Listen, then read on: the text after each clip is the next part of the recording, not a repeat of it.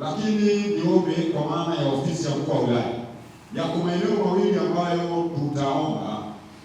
Kwenye kikao cha wadau yuko mheshimiwa diwani wa kata ya Ivuna alilezi hoja pale namna ya swala la kiusalama kule Ivuna, akaomba kwamba ni vizuri kipindi hiki cha mauzo ya ufuta na ufuta huko mwingi wa kutosha kule Kamsamba tutengeneze, kufanyike kuwe na kituo cha polisi ambao watakuwa wanafanya operation kwa muda wote, kwa sababu kule ni eneo la mwingiliano ukanda wa Ziwa Rukwa, watu wanaoingia ni wengi zaidi na wanatoka maeneo tofauti tofauti. Na kwa lengo la mwaka jana kulitokea na uvamizi karibuni mara mbili, wakawa wanamvamia yule diwani mstaafu ambaye aliporwa fedha zaidi ya kiwango ambacho kilielekeana kwenda kati ya milioni 5 na pengine zaidi.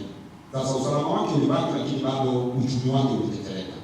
Kwa katika mazingira yale wakiwepo polisi wetu, na kwa sababu kuna kituo cha polisi Kamsamba na idadi yao inaweza ikawa inaelekeana, ni swala tu la kutengeneza posti pale, na alituagiza kwamba wanatakiwa kupata gari ambalo liwe linawazungusha maeneo yale wanaendelea kufanya huo ulinzi, kukabiliana na hao wahalifu.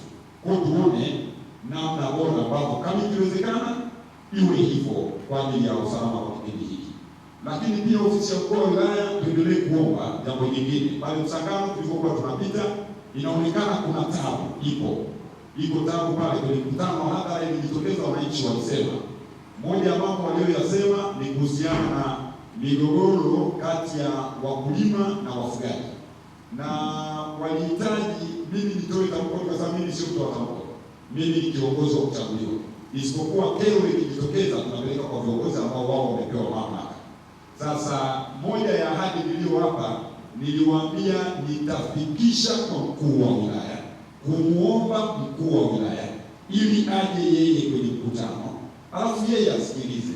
Yeye anaweza akawa na namna bora ya kuweza kuendelea kusikiliza na kuona namna ya kutatua. Lakini nitoe tu maelekezo ya jumla katika maeneo yote, badala ya kuendelea kupokea wafugaji wengi kwenye maeneo yetu bila kujua ukubwa wa eneo, namna ambavyo eneo hilo linaweza likakava mifugo isiende kuanza kuathiri mazao ya wakulima, ni vizuri kuwe na utaratibu mzuri.